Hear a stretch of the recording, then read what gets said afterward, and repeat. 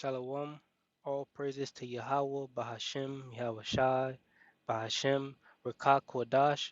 Double honors to the elder apostles, and the bishops of GMS who rule as well. Peace and salutations to the elect.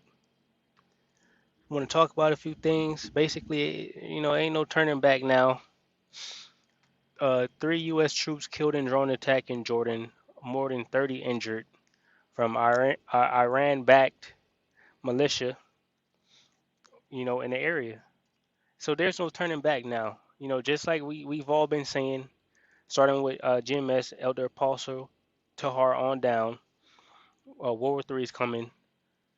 Different things are coming down the pipeline. So we know war is gonna happen because ain't no turning back now from this. This is just another blown of the trumpet to let you see how serious things are and how serious things are getting, and how the weak saying I'm strong. They're not afraid to hit America, right? We're just gonna get a few articles, a few scripture. It'll be a short video. A major flaw in the U.S.'s military defense system was just exposed when a base in Jordan was attacked, leaving 3 U.S. service members dead and dozens injured. What was being called an Iranian attack now has defense officials admitting that it has yet to find any evidence that Iran actually directed it. It also has Republicans joining with some Democrats in rare bipartisan support to pressure Biden to go to war, while others are asking if our military is what it says it is, since we keep letting our troops be attacked. Here's a rundown on everything you need to know. On January 28th, a drone attacked a military outpost in Jordan known as Tower 22. This U.S. installation holds a strategic importance as the most northeastern point where the country's borders meet Syria and Iraq. Not much is really known about the base except that it includes logistics support and has about 350 U.S. Army and U.S. Air Force troops on base. Jordan's army is one of the largest recipients of Washington's foreign military cash. The kingdom has hundreds of U.S. trainers and is one of the few regional allies that hold exercises with U.S. troops throughout the year. Since the start of the Syrian conflict in 2011, Washington has spent hundreds of millions of dollars to help Amman set up an elaborate surveillance system known as the Border Security Program to protect against infiltration by militants from Syria and Iraq. It has been unclear what type of weapons or air defenses are on the base. Here's what has been disclosed about the attack on the 28th.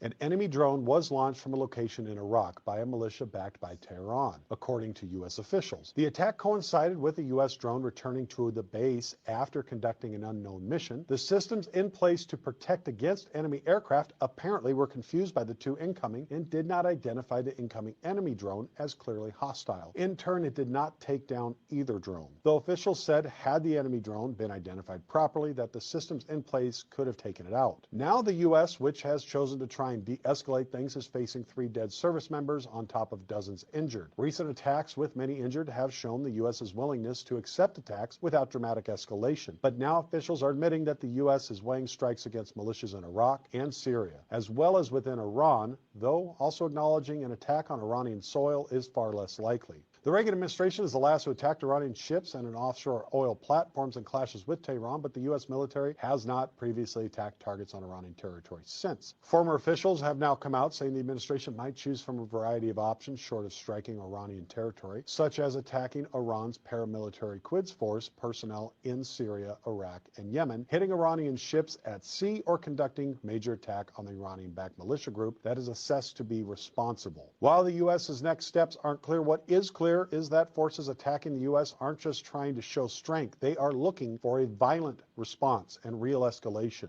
The base in Jordan appears to have been chosen for a higher likelihood of U.S. deaths, which they know will prompt a much stronger response than we have given in recent times. A major flaw in the U.S.'s military defense All system right, is so that's just him speaking on that. So it did happen. 3 soldiers are dead. Others critical condition. They might also die. Let's see what Biden and the government has to say about it.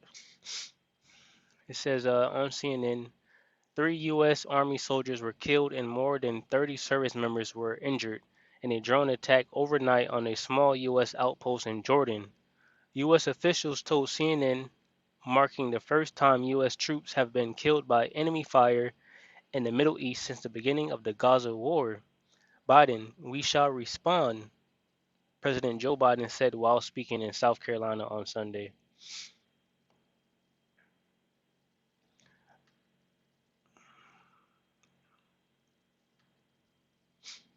Three American service members killed and dozens injured in drone attack on base in Jordan, U.S. says.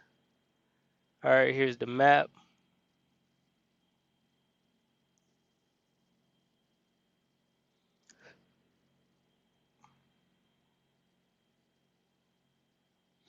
Name of the killed.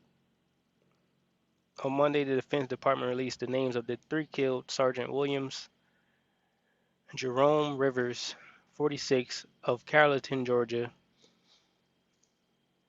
Um, I would just say, let's see what SPC means.